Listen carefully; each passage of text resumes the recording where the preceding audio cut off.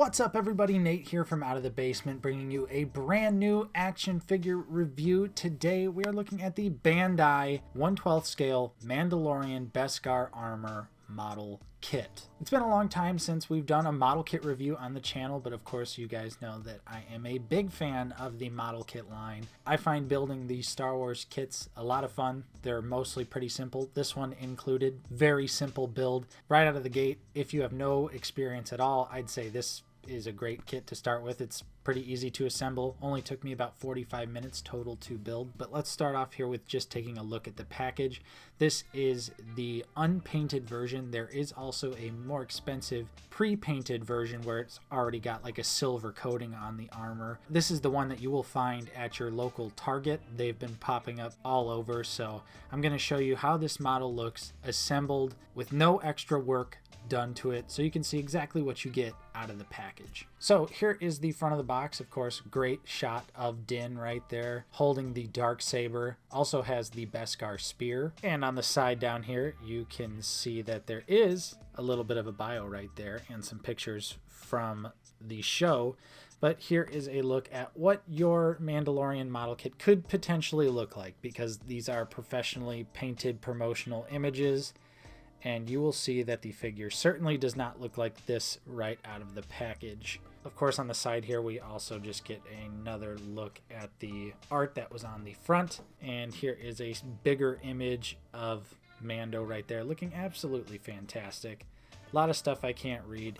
Definitely, if this is going to be your first kit, get some snippers. You need those snippers. And then over here, pretty much the same thing. Of course, inside the box, you do get your instructions. And outside of the Djarin model kit, you do actually get a couple extra pieces if you want to do like a silver looking Boba Fett here. This kit does reuse a lot of parts from the Boba Fett model kit. So I think, you know, they just kind of included these for some reason, but they're cast in brown and silver instead of Boba Fett's usual colors. So yeah, you can kind of do like what the Foosh did and make like a weird Franken model kit. But yeah, I don't know. I thought this was kind of cool that they included some extra bits for Boba Fett. And as far as accessories go, we do get a nice sticker sheet, which can go pretty much straight in the garbage. Not going to use that. We do get a jetpack, of course, which looks fantastic. You can see this is pretty much how the silver looks on the figure as well. More of just like a gray plastic. Definitely will need to be painted, and I will be painting this model kit, but again, just showing what it looks like straight out of the package. You can see how it pegs into the back. And really, here's your first sort of look here at what you get out of the package. You can see the Mando hand is completely unpainted. It's just cast in black plastic along with the dark saber here as well, but this is also a dark saber slash Beskar spear gripping hand, and it does its job. It grips both pretty tight. But yeah, you can see no paint details at all. You do get stickers for pretty much everything, but these stickers usually don't turn out that well, so I would just recommend trying to do some painting. And then we also get the pulse rifle with a gripping hand specifically made for it. It's like a downward pointing grip. And this does kind of actually bum me out that it is pre-posed like this, because the other trigger finger hand only grips the pistol. So if you want to have him posed with the rifle, you have to use this downward pointing wrist that will basically result in him only being able to point the rifle down. But you can also see it is completely unpainted as well. It's just some brown plastic mixed with some black plastic, but it does have some nice sculpt work to it here. And you can see that it has a nice little strap right there that you can replace with a different piece, so that this actually will peg into the back of the figure as well. Of course, here is the Beskar spear. Again, completely unpainted, but it does look very accurate to the show. And finally, the sidearm with the correlating gripping hand. You can see it is a nice tight fit, looks very nice, but of course has no paint app details at the moment. The pistol is just done in a straight black plastic, but you can see, again, the sculpt work is there, just needs some paint. Or if you really want to, the stickers that are included, but it's very difficult and never looks that good, so I wouldn't recommend it. Again, so you do get a lot of fantastic accessories with this version of Mando. Pretty much everything you could ask for outside of like some bonus stuff, but you get all the correlating weapons, which is a big plus in my book. So yeah, let's go ahead and we'll take a look at the figure. All right, and here is the unpainted Beskar Bandai Mandalorian model kit.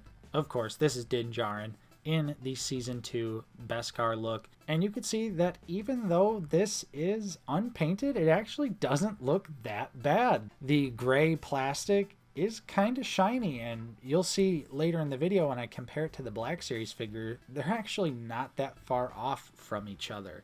Of course, I don't have the Mafex or the SH Figuarts, unfortunately, to do a comparison, but frankly, those figures don't really look like they are worth the money, in my opinion, which, speaking of that, this model kit is $32.99, or, no, I'm sorry, it's $36.99.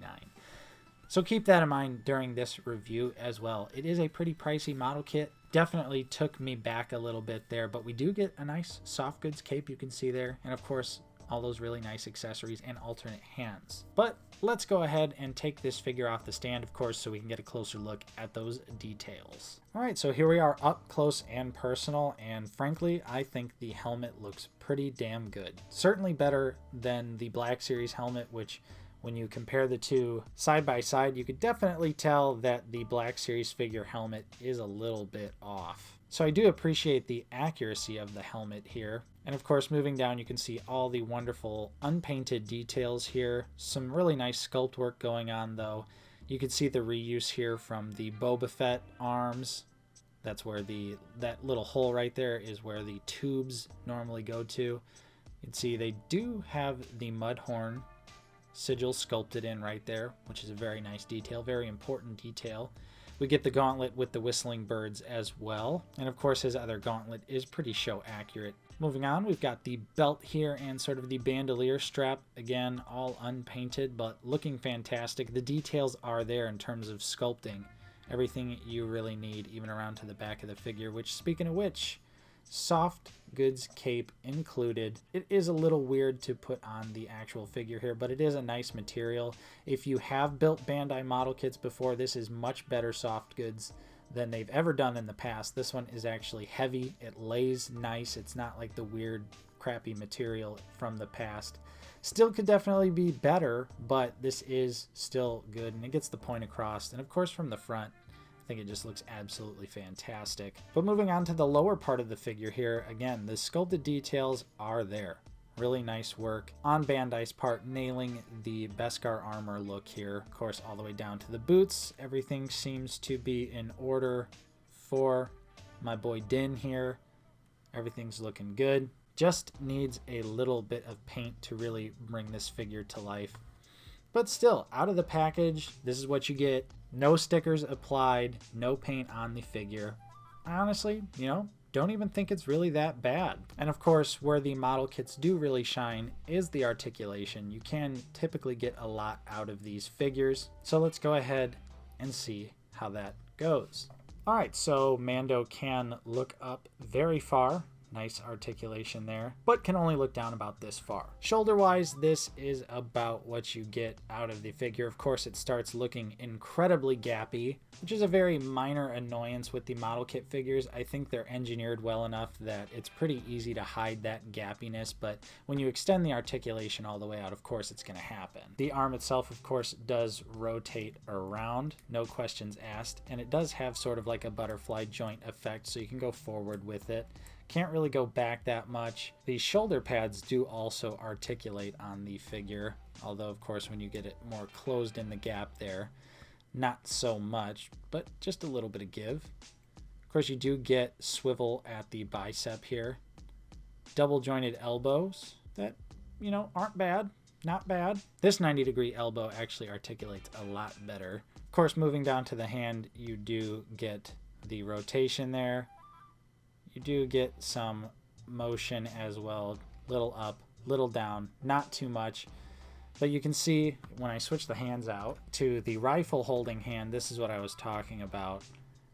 It's permanently in like a down pose here, so it really is not easy to get him into a nice natural looking shooting pose with this hand, which is pretty disappointing in my opinion. As far as a crunch is concerned, you do get just a little bit forward, and you get a pretty decent amount back as well. You do get rotation at the waist here. We do get some side to side as well. Not too bad. For the leg, Mando can kick out about that far. You do get some drop down hip action as well there. Really nice touch. Of course, you do also get a really smooth thigh swivel. You do get a double jointed knee, but it only goes about that far. Not the best double knee in the world. Pretty much only about 90 degrees out of that. But moving down to the feet, they do go down about that far. They go up a decent amount.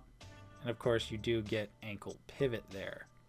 So really, I do think the articulation is pretty good. Not really so much if you want to pose them with the rifle, but if you want to use the spear or the dark saber or the sidearm, I think you're going to have a pretty great time with this figure. So now that we've taken a look at the details and of course the articulation, now here comes probably the most disappointing part about this figure, and that's when it comes to scale. All right, and first up, here he is side by side with the Black Series version of the figure, and you can see, yeah, the model kit is a little bit beefier, a little bit bulkier, a little bit taller, maybe a little too tall, if you ask me. Almost creeping into like a 7-inch figure territory. But I do honestly think that the Bandai model kit nails the details just a little bit better than the Black Series does, especially when it comes to the helmet. And of course, just take a look at the two. Really, the shine is not that far off from the Black Series figure, which was pretty surprising in my opinion once I started to hold them right next to each other. Moving on to some other Mandos, yeah, take a look at the height difference between the Black Series Bo-Katan and the Bandai model kit. Usually the model kits fit right in with Black Series figures, no problem. Even like the troopers I have, I think blend in very well, but for some reason this Mandalorian model kit is just kind of big. He's almost as big as the heavy Mando from the Black Series. Of course, we also have the Black Series Greef Karga there, and what I think does look pretty good together is with the SH Figuarts IG-11. Oh yeah, that just looks fantastic right there.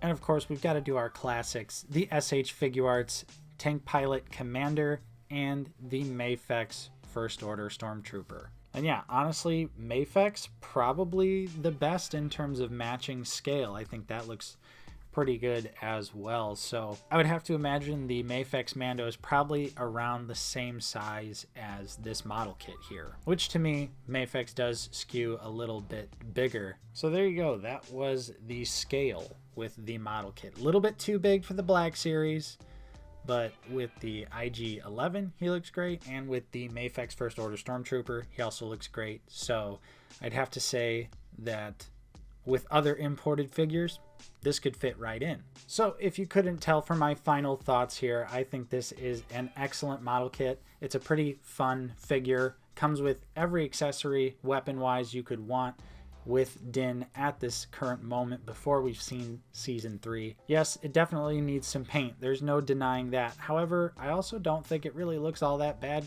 unpainted as is right now.